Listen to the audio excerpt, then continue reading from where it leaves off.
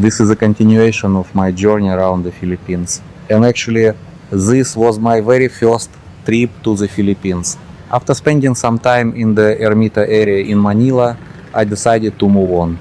I read a lot of forums and saw that many tourists recommended visiting the city of Olongapo and the Subic area, more specifically Barretto. I found out in advance how to get there and took a Victory Liner bus from the Pasay terminal. The ticket cost around 180 pesos and the final destination was Olongapo. The bus departed and the total travel time was about 4 hours. We stopped at Dow station, where some passengers got off and others got on, and then the bus continued its journey.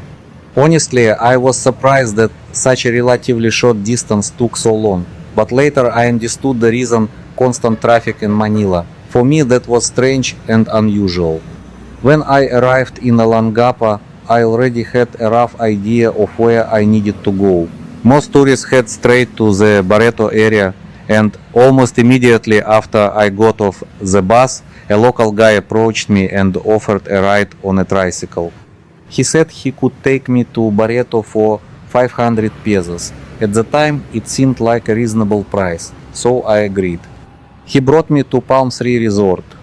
I hadn't booked the hotel in advance, but I had seen photos online. It looked nice, and in reality, I liked it as well. The room cost around 2000 pesos per night. After checking in, I decided to go out for a walk. My first impression was, let's say, mixed. The area felt a bit dirty.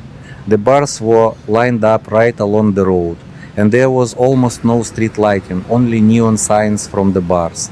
It was already dark. First, I grabbed something to eat, some chicken barbecue, then I stopped by 7-Eleven, bought some water and drinks, and after that I decided to walk around and check out the bars. Considering my not so great experience with bars in Manila, this time I was more cautious and immediately started paying attention to prices.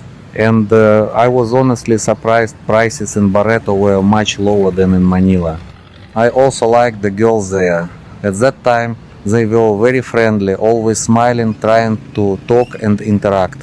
There weren't many tourists, and the overall atmosphere felt calmer.